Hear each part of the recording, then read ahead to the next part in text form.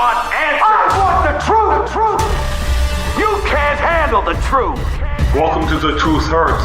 This is your host, Sule Prince. Johnny, that really hurt.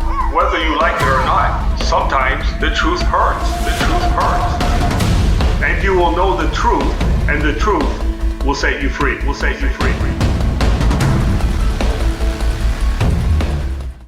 So welcome to another great episode of the Truth Hurts podcast. If this is your first time you are listening or watching it, please make sure to visit our resourceful website at the truthhurtspodcast.org. That is the truthhurtspodcast.org. We have a lot of informative videos, audios, and content for you. Also, please subscribe to our podcast and our YouTube channel. Your support is always appreciated. So let's get started. Today I have with me my great friend, Pastor Nadeau. Pastor Nadeau is the assistant pastor at Jarvis Street Baptist Church, located here in Toronto. He's also going to be starting his PhD this September at McMaster Divinity College. Brother, it's good to have you with us. Well, it's good to be here, Sule. Thank you so much. I'm really looking forward to the discussion today. Well, I've always wanted to have you on, and we have a good topic to talk about today. We're going to talk about the passage in Philippians chapter 4. Now, this is in times of crisis, in times of stress, anxiety, people usually jump to Philippians chapter 4, where it says, rejoice always. And again, I say rejoice. And it just seems to be an appropriate passage for that. But let me ask you first, give us some historical context of this passage. Is this really what Paul is talking about in the book of Philippians? Yeah, sure. I'd be happy to. I think it's important, you think of Philippians chapter 4, you're coming right at the end of a letter. Mm-hmm. So it's easy for us to open our Bibles and you go to a verse that you know. You may have remembered that verse, rejoice always. You think, don't be anxious about anything, which is just a couple of verses later. And you think, okay, I know those verses. Those are the kinds of verses I want to go to in a time like this. And that's fine. But it's important to get some sort of historical background. Yes. To put it a little bit technically, I would say, why do you look at history? History, you could say history belongs to the prolegomena of theology. It just means that it's a first order discipline. To say, I want to understand what the Apostle Paul is talking about in this letter, well, I need to do something in terms of understanding the historical background and the language of the letter and the whole context of this passage in the letter, in the Pauline epistles, in the New Testament, and as Christians, we'd even say even in the context of the whole Scripture. Now, okay. We can't do everything, obviously, but maybe I took some notes. Maybe give me a couple minutes. I'll give some sort of historical background. Sure, and I think when we come around to the passage, it'll be clear. Okay, that's why we need to do some of this historical work. Okay. So Philippians, this is a prison epistle.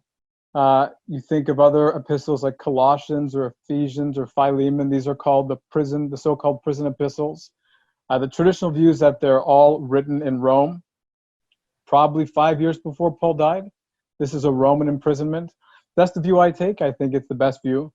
Some people would argue, well, actually Philippians is written a decade earlier, maybe in Ephesus in an Ephesian imprisonment. But this is probably written, so this is coming from Paul. He's in prison in Rome around 62 AD. The city of Philippi, still called Philippi today, had been founded centuries earlier. Some of your listeners may have heard of Philip of Macedonia, Philip II of Macedonia. He's the father of Alexander the Great. He founds the city, and it's a very significant city. If your listeners, if anyone knows anything about classical history, about 100 years before Paul had this letter written, this was where Mark Antony and Octavian defeated Brutus and Cassius. Those were the leaders who were behind the assassination of Julius Caesar. This all happened in Philippi. It's on the Ignatian Way, and it's becomes a very significant city in the Roman Empire. It is Greek, and it's seen as Greek, and the language, well, it's the language everywhere at this time is Greek. But it has, and this is important as we come into Paul's letter and understanding the context, it has a very, it has a lot of Roman characteristics to it. So around the time Paul's writing, 85% of the inscriptions that you find in Philippi in the first century are Latin. 15% are Greek. Even though they speak Greek, it's very much full of Latin inscriptions. And we'll actually look at one. I want to read one for you because it's very important to get into the letter. Okay. Really interesting. And so while the Greek gods were worshipped in Philippi, and there were Oriental cults there, like Kurios cults, imperial worship, or the imperial cult, was sort of eclipsing those other kinds of worship. So the imperial cult is essentially the worship of the emperor as divine. We may think of a statement like Caesar is Lord. These kinds of ideas, maybe not put so simply, but you get this idea that the emperor is divine, or at least he's on some spectrum of divinity. So if you look into the New Testament, you read the book of Acts. It's Paul's second missionary journey. He's in Philippi. He meets this woman named Lydia. Well, this is where the church is founded. And you can read that. If you go back to the book of Acts in Acts 16, you could read all about that. But now Paul, again, this is later. He's writing to these Philippians. So why is he writing this letter? Just like when we write letters, we write them for a purpose or multiple purposes. Why does exactly what's the purpose? It's clear, one thing is clear. He's updating the Philippians as to his current situation. This is pretty clear. He's in prison. He's talking to them about his expectations that he may die, though he does hope to live on. He actually expects that he might live even more so than he might die. And in that sense, it's clear the letter is very personal. He's also giving them thanks for what appears to be a financial gift. A gift had been given to him. A guy named Epaphroditus had basically risked his life, Paul says, to give him this gift. And he's giving them thanks. And so if you have read through Philippians, you see there seems to be a lot more joy and happiness than in like Galatians or the Corinthian correspondence. And so this is a personal relationship, and it's clear that there's a lot of joy, though there are some issues. And Paul is taking the opportunity he mentions enemies. You mentioned Euodia and Syntyche. There's clearly some sort of disagreements going on in the church, and perhaps Judaizers or basically Jewish Christians. There's some sort of enemies around, and Paul's concerned about them as well. Okay. But all those things occasion the letter. And when we think about theme, and so you think, well, that's sort of the occasion for the letter, but what are the themes, or is there a main theme? It's hard to say. Like, we don't tend to have themes in our letters. Like if you're writing a letter to your church, you may have multiple ideas you're getting across. Yeah. It's probably the best way to look at it with Philippians. So it's clear that the term gospel, or euangelion, and particularly the advance of the gospel, it's kind of the backbone.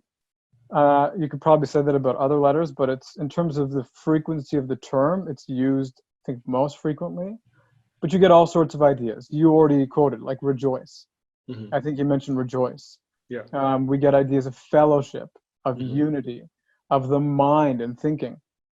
All of these are themes. They probably do revolve around that main theme of the gospel, but you can't press anyone too hard. Okay. And so this is sort of a background, the history. Why is Paul writing this letter? But I want to take just a second to look at the letter itself, because if we're going to understand the context for Philippians 4, we need to get into like the heart of the letter. Yeah. Which really you find in Philippians chapter 2. We don't have time to go through like chapter 1 or the whole letter, but I want to show you something which Okay. gives us an appreciation for this historical background. So Okay. I mentioned that Philippi is quite Roman. And so you have all these Roman inscriptions. Well, there's something that you have, which is sort of a phenomenon known in the empire at this time called the race of honors. In Latin, it's the cursus honorum. Think of it like the rat race. So you have aristocrats, elite people, they're climbing the social ladder.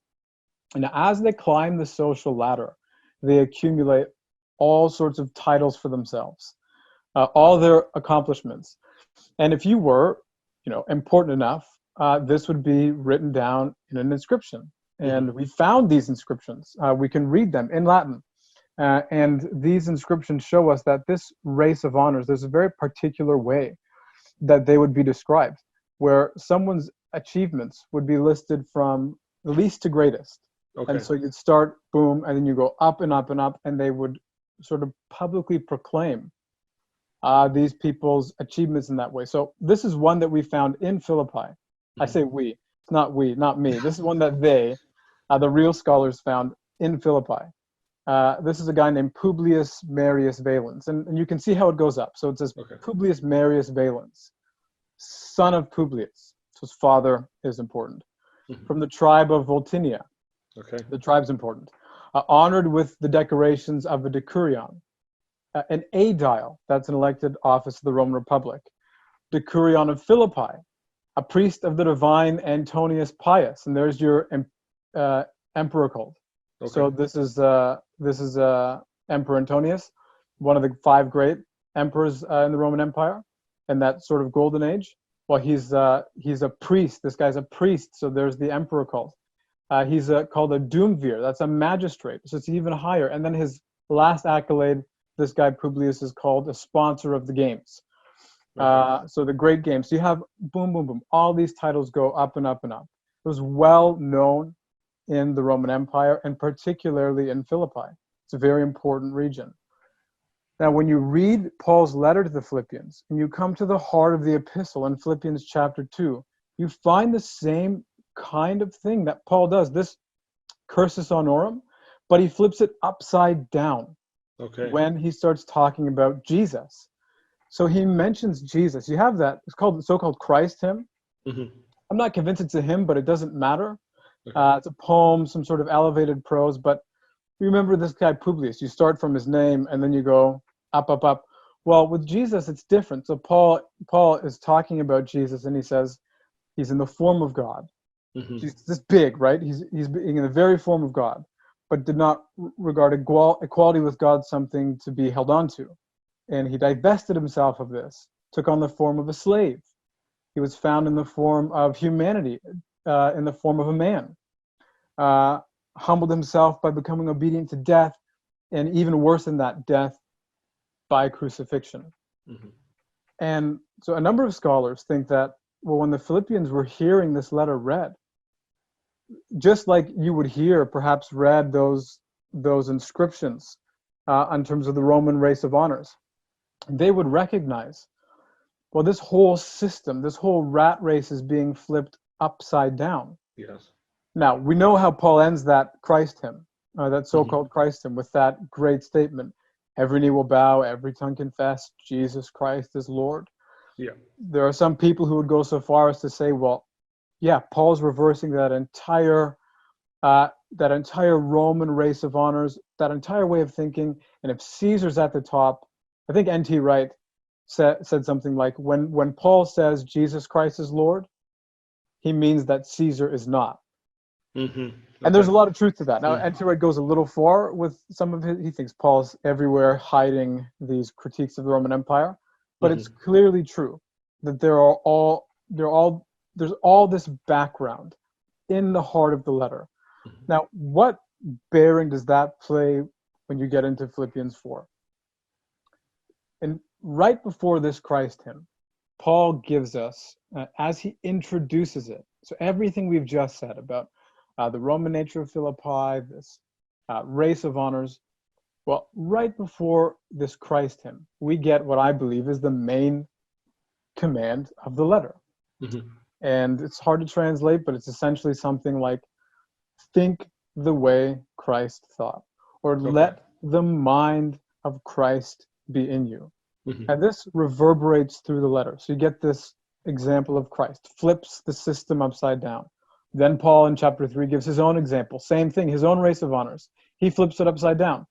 Paul says, I had all those great titles, top marks in Pharisee school. I was the best of the best, better than everyone else. I'm, Benjamite, circumcised on the right day, everything like that. Yeah, Jew of all Paul Jews. says, exactly. Mm-hmm. And he says, all of it's nothing. And he actually says, it's worth nothing compared to what he calls the all-surpassing greatness. Mm-hmm. That's the knowledge of Jesus Christ. And one of the main themes you do get in Philippians is this idea of the mind and the mindset and understanding and thinking. And this comes right now. You can go through Philippians 3. There's another guy, Epaphroditus, as well, but it comes right into chapter 4 when you get all at the end this. Verses 4 through 9, you get all this language of the mind and thinking, or language which has to do with the mind, like anxiety, the things about which you are to think, God guarding your mind, having peace clear in the mind. You get all of this language about the mind. Background to all of that is this view. This is the Christian mind. It's having the mindset of Christ. And in the context of Philippians, it means, it means my mindset isn't one that the world has. Mm-hmm. So it isn't about trying to get ahead. It's about humility, because that was Christ's great virtue, his humility unto death. Remember, Paul flipped it upside down. And so, that's the Christian mind. So just before that, Paul says, consider others as more important than your own needs. And so you have this idea, everything's been reversed. And so the Christian mind is a mind that's been reversed in terms of the value structure. So when you come into Philippians 4 and you see this talk about anxiety, about how you are to think, about the peace of God guarding your mind, it's not just like Paul saying, suck it up and feel better. No, the reasoning behind this is because if you're in Christ, then the mind has been changed. And I actually think we can see it when you look at the text itself. So I know I took a long time. No, that's extremely powerful. There's a bunch of background for you, and I can pull up the text now myself. Yeah, that was actually really, that's a whole sermon in itself right there. So that was a good background that you gave us on that topic.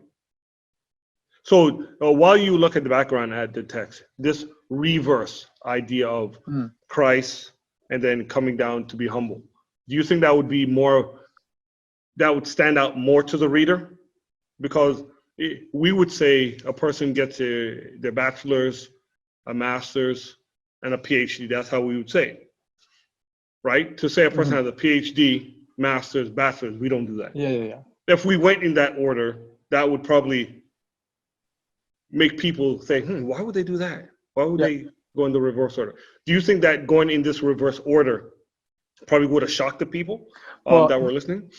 Yes and no. Like in the sense that if they were conditioned in the same way we are, if they were conditioned by the culture around them, then yes, it's shocking. But and I guess I sort of just sped over this because I'm assuming most listeners know it well, but the end of that Christ hymn is so important because Paul doesn't end with Christ's death. He says, therefore he's been exalted. And so it's like what Paul's saying is this path of humility is the path through which we have understood the true greatness of Christ. Okay. And so, yes, it's counterintuitive. You're right.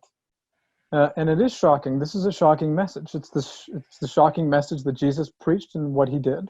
And this is the shocking message of Christianity, that the way in which the world sees is not the way in which God sees it. Paul says the same thing elsewhere in his letters. Outwardly, we're wasting away, and the eyes of the world we're weak, but inwardly we're being renewed day by day. So Paul can say these crazy things, like then when I'm weak is when I'm strong, because I know the power of God. It's perfected in my weakness. And so you get all of these reversals. But the point is that this isn't sort of wishful thinking on the part of Christians. I think it's Nietzsche who said, well, Christianity is a slave religion. Mm-hmm. So this to make slaves feel good because all your poverty is virtue. And Marx said, no, it's the opiate of the masses. So is it used by slaves or is it used by those in power? These secular thinkers can never agree, right? Yeah. One of them says it's for the low class. One of them says, no, it's for the high class. Mm-hmm. But the point is clear. Actually, it's for everyone. And it's not just wishful thinking. You don't get the resurrection in that Christendom, but it's implied. So it's because of this fact of the resurrection. And Paul says it in Philippians. He says, I will, I'll strive to be like Christ, so somehow I too could be raised from the dead. Mm-hmm. And so that's sort of the historical foundation of everything. It's sort of the verification of everything that Paul is talking about. I think it is shocking in a sense, but this is the very thing. This is the very thing which is at the heart of Paul's way of living now because he is imitating Christ. Okay. Actually, so now, go ahead. Here's a bit of trivia.